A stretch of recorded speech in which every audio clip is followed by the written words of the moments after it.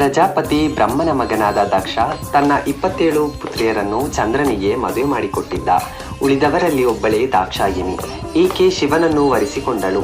ಸ್ಮಶಾನವಾಸಿಯಾಗಿರುವ ಶಿವನು ತನ್ನ ಅಳಿಯನಾಗಿರುವುದು ದಕ್ಷ ಮಹಾರಾಜನಿಗೆ ಒಂದಿಷ್ಟು ಇಷ್ಟವಿಲ್ಲ. ಶಿವನ ವಿಚಾರದಲ್ಲಿ ಅಸಮಾಧಾನ ವ್ಯಕ್ತಪಡಿಸುತ್ತಿದ್ದ ದಕ್ಷ ಒಂದು ದೊಡ್ಡ ಯಜ್ಞವನ್ನು ಆಯೋಜಿಸಿದ್ದ. ಸಮಾರಂಭಕ್ಕೆ ಆಗಮಿಸುತ್ತಿದ್ದ ದಕ್ಷನಿಗೆ ಬ್ರಹ್ಮ ಮತ್ತು ಶಿವನನ್ನು ಹೊರತುಪಡಿಸಿ ಉಳಿದೆಲ್ಲರೂ ಎದ್ದು ನಿಂತು ಗೌರವ ಸೂಚಿಸಿದರು. ಈ ರೀತಿ ಅಗೌರವ ಸೂಚಿಸಿದು ಸರಿಯಲ್ಲ ಎಂದು ಮನಸ್ಸಿನಲ್ಲಿಯೇ ಉರಿಬಿದ್ದ ದಕ್ಷ ಇದಕ್ಕೆ ಪ್ರತಿಕಾರವೆಂಬಂತೆ ಶಿವನನ್ನು ಅವಮಾನಿಸಲು ಯೋಚಿಸಿದ. ಅದಕ್ಕಾಗಿ ಇನ್ನೊಂದು ಯಜ್ಞಕ್ಕೆ ಆಯೋಜಿಸಿ ಶಿವ ಮತ್ತು ತನ್ನ ಮಗಳು ದಾಕ್ಷಾಯಿನಿಯನ್ನು ಮಾತ್ರ ಆಹ್ವಾನಿಸಲಿಲ್ಲ.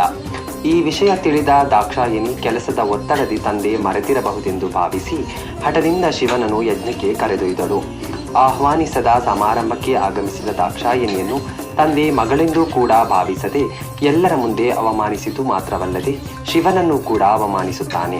ತನ್ನಿಂದ ಎಲ್ಲರ ಮುಂದೆ ಸತಿಯ ಗೌರವಕ್ಕೆ ಧಕ್ಕೆಯುಂಟಾಯಿತು ಎಂದು ಭಾವಿಸಿದ ದಾಕ್ಷಾಯಿನಿ ಉರಿಯುತ್ತಿದ್ದ ಯಜ್ಞಕುಂಡಕ್ಕೆ ಹಾರಿ ಪ್ರಾಣತ್ಯಾಗ ಮಾಡುತ್ತಾಳೆ. ಮುಂದಿನ ಜನ್ಮದಲ್ಲಿ ಹಿಮವಂತನ ಪುತ್ರಿ ಶೈಲಪುತ್ರಿಯಾಗಿ ಜನಿಸುತ್ತಾ ಮತ್ತೆ ಶಿವನ ಮಡದಿ ಸತಿಯಾಗಿ ಹೆಸರು ಪಡೆಯುತ್ತಾಳೆ.